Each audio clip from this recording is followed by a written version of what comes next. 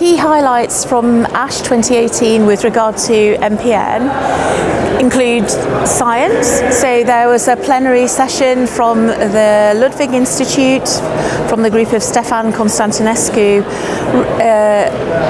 evaluating the contribution of something very novel, which is that we understand there are 3 key driver mutations in MPN, but what that group discovered was that actually some of the mutated calreticulin transcripts are actually secreted and then can activate and therefore trigger the MPN clone by virtue of being secreted. So that's completely novel, but it also offers us a different mode potentially of therapy. So you could then have an antibody that mops up the secreted mutant calreticulin, for example, and potentially that would then switch off the activation through the MPL receptor.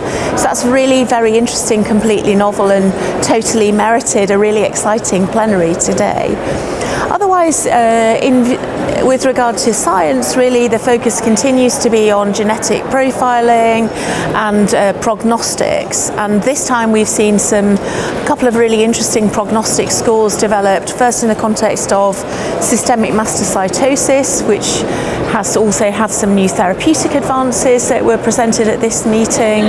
So picking out the patients with mastocytosis that might perform more poorly, thinking about which patients then to move towards transplant. And then in the context again of transplantation, the group of Nicholas Kroger also presented data with regard to utilizing novel mutation markers and predicting non-relapse mortality, which is interesting, so that you could use disease facets to predict which patients might have transplantation-induced mortality not related to their disease. Finally, as last year we saw integration of wider mutation screening in myelofibrosis with, for example, the MIPS and MIPS70+, and more recently with the integrated genomic personalized predictor score from the group of Tony Green and others. This year at ASH, there have been a couple of abstracts with regard to using wider genomic screening for patients with ET and PV. And I think that this is interesting, but probably since very few patients with ET and PV have these additional mutations, probably won't be translated into wider clinical practice until the technology comes a bit closer to the bedside and becomes more part of routine work.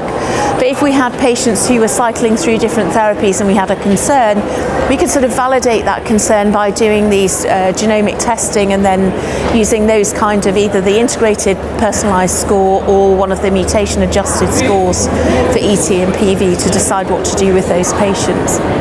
In the wider context of mutations and therapeutics, in ET we've presented at this meeting the longer term data from the MAJIC study where we were looking at ruxolitinib in ET patients. So this is a first randomized study in that setting and able to predict outcomes for patients according to their mutational profile and also show what happened to mutations for these patients with time with ruxolitinib.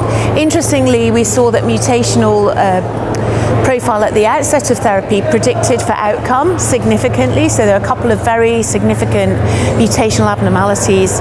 For example, SF2B3 and TP53, which we might have predicted. But as new clones emerged in therapy, at least in the shorter term follow-up of this study, we didn't see that they predicted for outcome.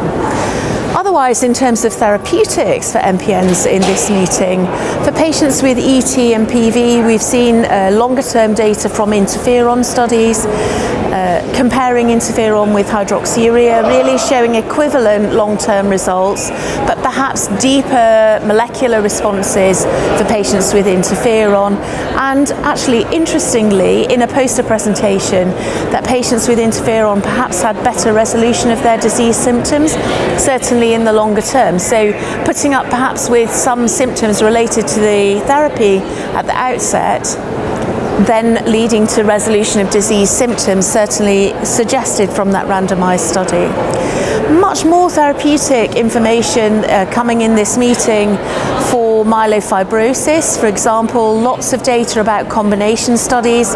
Probably the most exciting one, the combination study with ruxolitinib and pegylated interferon, presented from the FIM group in France, suggesting superior efficacy and very good tolerability, but needing more data really there.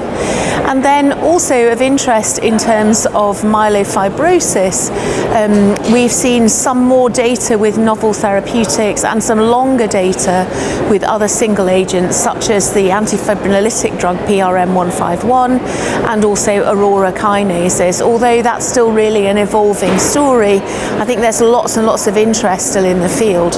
And then finally, it's really important to mention the really exciting data that's been presented for patients with mastocytosis.